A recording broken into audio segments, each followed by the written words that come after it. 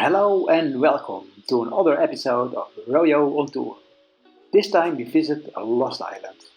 I hope you join us when we explore this area. We drove to the north-oost polder and now we are at the disappeared island of Schokland. This is an island we want to discover together with you. And we found these old houses. They're from the time people still lived there, but not anymore. The island is now covered with farmland. Once it was an island, a small island on the Zuiderzee.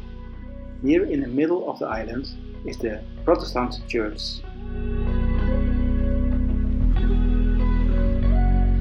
The people on the island were farmers but also fishermen, and the fishermen went out with these boats on the Zuiderzee to get the fish.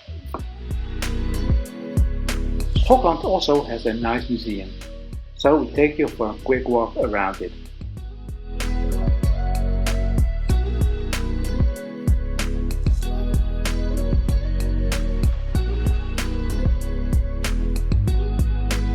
Around 1300 it was a rich area of soil for farming. Later it became, after a storm, an island, and it became smaller and smaller after storm after storm. The northern part of the island was Catholic and fell under the authority of Amsterdam. The southern part fell under the authority of Gelderland and was Protestant. In 1859, the islanders lost their battle against water for good. The government decided that the inhabitants had to leave the island, not only because of the continuing danger of floods, but also because of the poverty. Around 635 people moved to the mainland. Schokland remained in existence. There were a lot of excavations here. Because of the peat, there are a lot of things well preserved. But during the Second World War, following the reclamation of the Noord-oost polder, it became an island on dry land.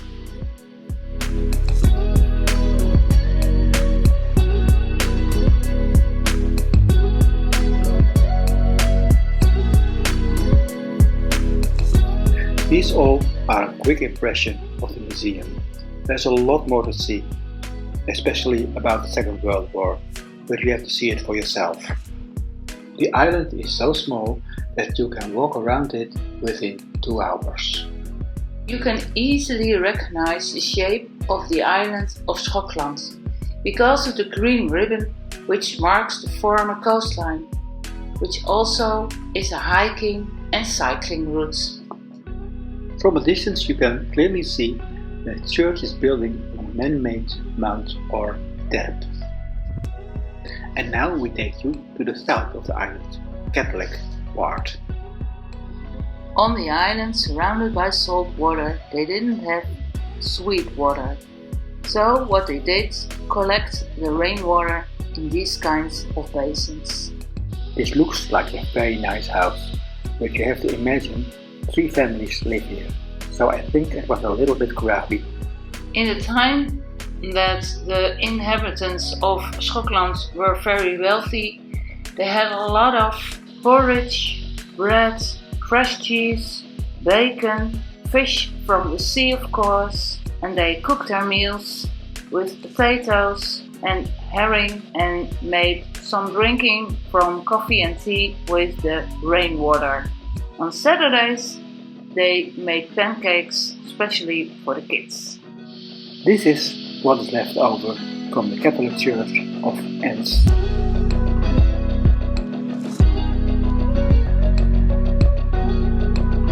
The remains of the foundation you can see here.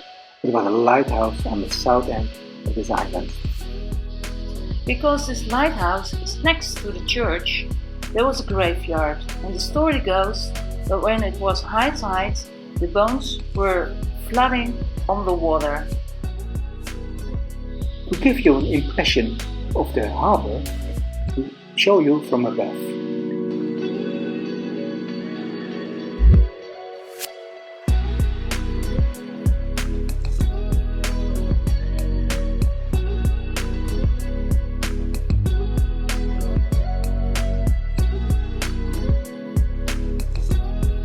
All this land you see here once was Zuiderzee, very large as far as you can see.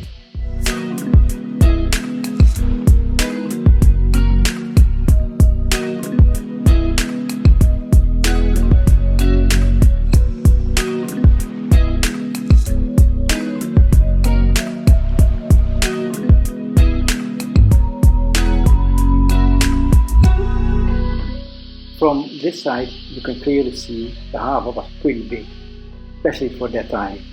When it was stormy weather, many sailboats can find here a safe harbor.